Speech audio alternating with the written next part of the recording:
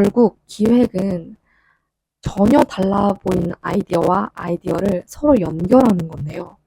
여기서 정말 중요한 조건이 있습니다. 안녕하세요, 여러분.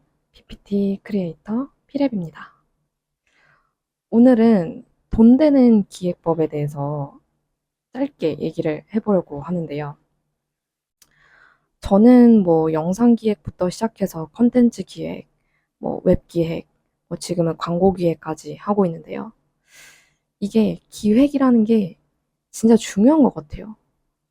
왜냐면 누구나 창업을 할 수 있고 누구나 아이템을 기획하고 할 수 있고 하지만 이게 탄탄한 기획은 곧 돈이 되거든요. 그렇기 때문에 좀 남들과 다르고 좀 신선한 아이디어를 내는 게 정말 중요한데 기획하는 방법이 사실 되게 어렵죠. 근데 제가 생각하는 어떤 기획, 이렇게 했을 때 좀 돈이 되는 기획이 되더라. 이런 것들을 좀 얘기를 해보려고 합니다. 먼저 그 아이템과 포맷이 있어요. 그런데 이 아이템이 새로우면은 포맷은 익숙해야 되고 아이템이 익숙하면 포맷은 새로워야 돼요. 아이템도 생소하고 포맷도 생소하다. 이러면은 이거 안 돼요. 이거는 저세상 컨셉이고요. 이런 경우는 대중들이 받아들이기가 좀 힘들어요. 우리 왜 시대를 앞서갔다 막 이러잖아요. 이거는 나중에 내가 죽고 나서 관짝문 닫을 때 저 친구 아주 앞서가는 친구야. 이런 얘기를 듣고 싶지 않잖아요, 우리는. 우리가 살아있을 때 떼돈을 벌고 싶잖아요. 그러면 아이템도 생소하고 포맷도 생소하고 이거는 안 된다 라고 기억을 하시면 좋을 것 같고요. 또 반대로 아이템이 익숙해요. 그리고 포맷도 익숙해요. 그러면 진부합니다. 돈이 안 되죠, 당연히. 그래서 어떻게 해야 한다? 아이템이 새로우면 포맷은 익숙하게, 아이템이 익숙하면 포맷은 새롭게. 이것에 대한 예를 들어볼게요. 예전에 인공지능이 나왔을 때가 있었어요.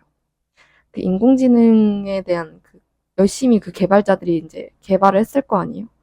기능을 이제 세상에 알리고 싶은데, 이런 혁신적인 아이디어를 알리고 싶은데, 그때 어떤 식으로 대중들에게 홍보를 했냐면, 이세돌과 알파고의 바둑 대결이 있었어요. 우리가 사실 바둑의 룰은 몰라도 바둑이라는 포맷 자체는 되게 익숙하잖아요.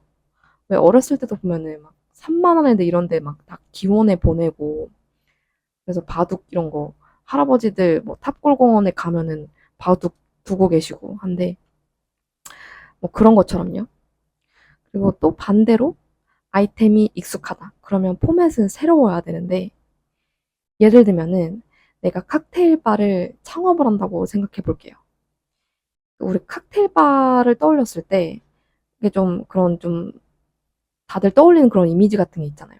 예를 들면 되게 어둑어둑한 분위기에 그 칵테일 뒤에 쫙 깔렸는데 거기 뒤에 불빛이 나오면서 노란 불빛 나오면서 거기에서 바텐더가 너무 멋있게 정장 입은 바텐더가 막 쉐킷쉐킷 하면서 이거는 무슨 온더 비치입니다 이러면서 멋있게 칵테일을 내려주는 그런 바를 생각을 하는데, 연희동에 책바라는 곳이 있거든요.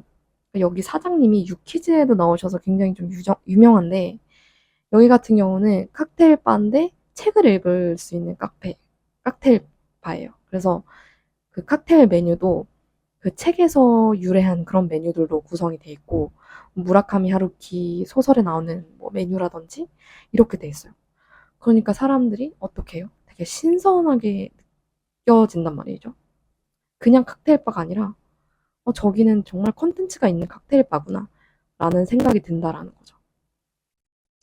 그리고 두 번째, 결국 기획은 전혀 달라 보이는 아이디어와 아이디어를 서로 연결하는 건데요. 여기서 정말 중요한 조건이 있습니다. 바로 약간의 공통점이라도 있어야 한다라는 건데요. 하다못해 질감이 좀 비슷하다라던가 컬러라도 좀 비슷해, 이런 것이라도 좀 있어야 되는 건데, 이 공통점은 모든 사람들이 동의를 해야 돼요. 그러니까 나만 공통점을 느끼는 게 아니라 모든 사람들이 동일하게 공통점이다라고 느껴야 한다라는 건데, 예를 또 들어보면은 우리가 뭐 브런치 집의 메뉴를 기획한다라고 했을 때 조금 안전한 선택을 하고 싶단 말이죠. 그래서 바질 페스토와 썬드라이 토마토가 들어간 베이글, 크림치즈 베이글 이런 걸로 내놨어요. 근데 이거 되게 익숙한 조합이잖아요. 뭐 실패하기 어려운 조합인데 이거 스타벅스에도 있는 메뉴잖아요. 그리고 스타벅스는 정말 전 세계에 매장이 있고 물론 이 메뉴는 한국에만 있긴 하겠지만은 뭐 요즘 또 스벅이 또 비싸졌다고 하지만 그래도 조금 저렴해진 편이고 물가를 생각했을 때 그랬을 때 사람들은 스타벅스에 가서 그 베이글을 먹으려고 하지 우리 집에 와서 베이글을 먹는다고 하지 않을 거란 말이죠.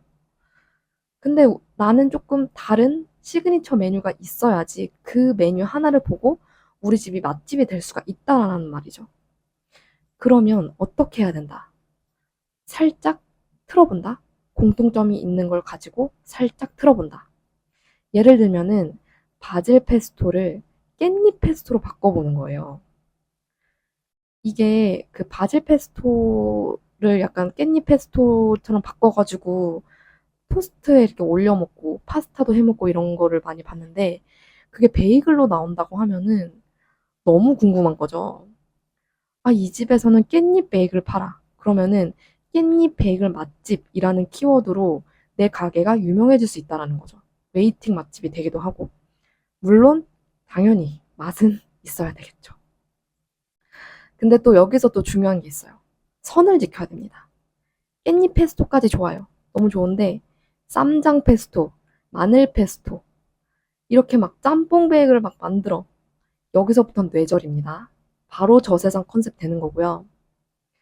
우리 지금 베이글 맛집 만들어야 되는데 누데이크 되는 거예요. 누데이크가 롤모델 아니잖아요. 그러니까 누데이크가 나쁘다라는 게 아니라 누데이크는 애초에 그런 실험적인 사업의 일환이고 거기 원래 안경집이잖아요. 근데 안경집에서 케이크 집을 하는 것 자체가 이미 실험적인, 이미 신선한 그런 사업이기 때문에 이거는 논외예요. 근데 왜 깻잎 베이글은 되는데 왜 쌈장 베이글 안 될까요? 쌈장과 바질은 공통점이 없어요. 그렇기 때문에 대중들이 받아들이기가 좀 힘든 컨셉이라는 거죠. 뭐 제가 만약에 저는 F&B를 해보지 않았지만 F&B를 한다면 뭐 이런 식으로 하지 않을까라고 생각을 해봤고 그리고 여러분들이 실제로 기획을 할 때도 아이디어 기획법은 사실 이렇게 간다라는 거고요. 최근에 조금 뭐 안 좋았던 예, 뭐 안 좋았던 예를 듣는 게 좀 뭐 오해를 좀 불러일으킬 수 있겠지만은 그 왜 미음사에서 토지 전집을 낸 적이 있어요. 정말 최근에 냈는데 이게 되게 화제가 됐단 말이죠, 나름. 왜 화제가 됐냐면 그 표지에다가 고흐 그림을 박았어요. 그랬더니 사람들이 너무 당황한 거죠. 고흐랑 토지가 무슨 상관이지? 고흐가 뭐 하멜 표르기 뭐 이런 것도 아니고 우리나라 뭐 내한 하셨었나? 우리나라 왔었나? 그 그거를 기획하셨던 의도에 뭐 이런저런 설명이 있었던 것 같은데 그렇게 와닿지는 않더라고요.